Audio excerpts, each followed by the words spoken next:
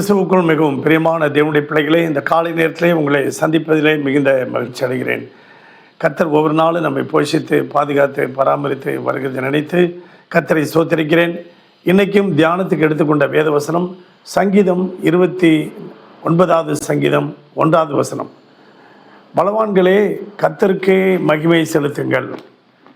இல்லையா? அங்கே வேதம் சொல்கிறது, பலவான்களின் புத்திரரே கர்த்தருக்கு மகிமையும் வல்லமையும் செலுத்துங்கள். கர்த்தருக்கு மகிமையை செலுத்துங்கள் என்று வேதம் சொல்லுகிறது. அப்படியாக ஒரு சபையில் ஜான் என்கின்ற ஒரு தம்பி இருந்தான். அவன் எப்பொழுதுமே பார்த்திங்கன்னா நல்ல விலையுயர்ந்த ட்ரெஸ்ஸு தான் அணிவான். நல்ல பிராண்டட் ஃபாரின் துணிகள் எல்லாம், ட்ரெஸ்ஸு, அந்த கோட் ஷூட்டு, பேண்ட் ஷர்ட்டு எல்லாமே பிராண்டட் தான் அவன் போட்டுட்டு வருவான். அவன் யூஸ் பண்ணுற எல்லா செல்ஃபோன் முதற்கொண்டு எல்லாத்தையுமே நல்ல பிராண்டட் தான் செய்வான்.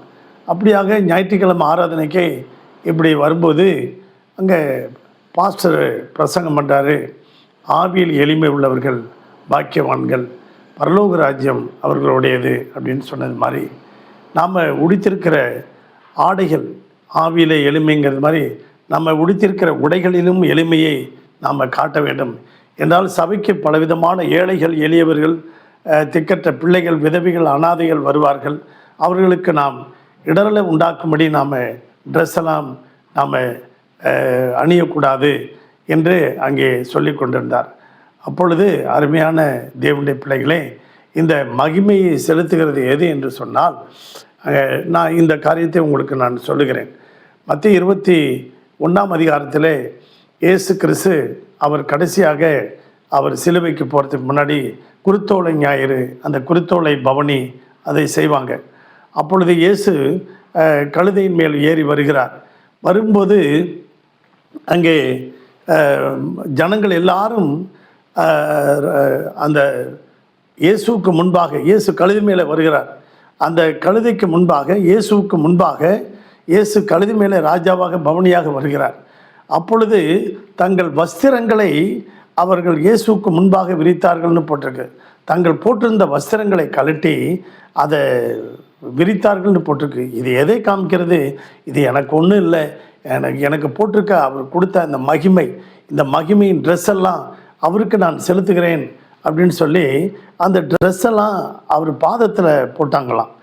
அப்பொழுது தான் ஓசன்னா, உன்னதத்திலே வருகிறவருக்கு ஓசன்னா, உன்னதத்தின் தேவனுக்கு ஓசன்னா என்று சொல்லி ஆர்ப்பரித்தார்கள். ஓசன்னா என்றால் வெற்றி. ராஜா பவனியாக வருகிறார், அந்த மகிமையின் ராஜா வருகிறார்.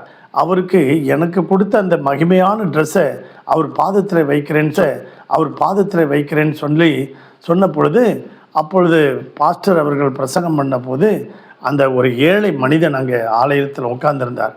அவர் போட்டிருந்த அந்த கிழிஞ்ச ட்ரெஸ்ஸை எடுத்துகிட்டு வந்து கீழே அந்த ஃபுல்ஃபிட்டுக்கு முன்னால் விரிச்சிட்டார். அப்படியே அழுது கண்ணீருக்கு உப்பு கொடுத்து அப்படியே கழித்து அந்த துணியை உப்பு கொடுத்தாராம்.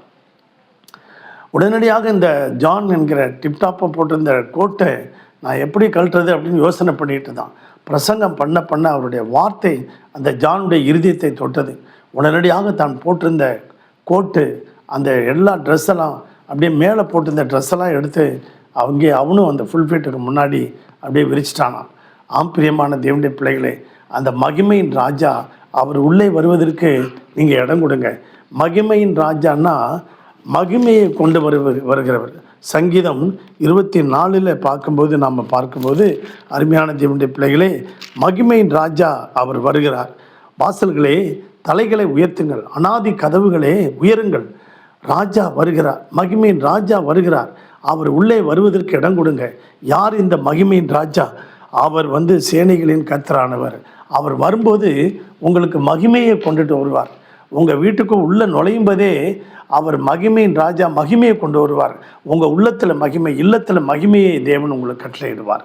இந்த நாளில் இந்த சத்தத்தை கேட்டுக்கொண்டிருக்க நீங்களும் நானும் நம்ம போட்டிருக்கிற அந்த ட்ரெஸ்ஸை ஜனங்கள் இயேசு ராஜாவுக்கு முன்பாக விரித்தார்கள். அதே போல் நாமும் அவர் உள்ளே வருவதற்கு நம்ம போட்டிருக்கிற கொடுத்தது எல்லாத்தையும் அவருக்கு முன்பாக அவருடைய பாதத்தில் நாம் இறக்கி வைப்போம். அந்த மகிமையின் ராஜா அந்த மகிமையை நமக்கு தருவார். உங்களுக்காக ஜெபிக்கட்டுமா? பரலோக பிதாவே, இந்த சத்தத்தை கேட்டுக்கொண்டிருக்க ஒவ்வொரு பிள்ளைகளுடைய வாழ்க்கையிலும் தங்கள் இருதயத்திலும் உள்ளத்திலும் இல்லத்திலும் மகிமையை கொண்டு வருவதற்கு, ஆண்டவரே மகிமையின் ராஜா எங்கள் உள்ளத்தில் பிரவேசிப்பதற்கு, நாங்கள் ஒரு கருவியாக இருப்பதற்கு பயன்படுத்துங்க. எங்கள் எல்லாரையும் பயன்படுத்துங்க. இந்த சத்தத்தை கேட்டுக்கொண்டிருக்க ஒவ்வொரு ஜனங்களையும் ஆசீர்வதிக்கும்படியாக ஜெபிக்கிறோம். இயேசுவின் நாமத்தில் பிதாவே, ஆமென். God bless you everybody. Thank you.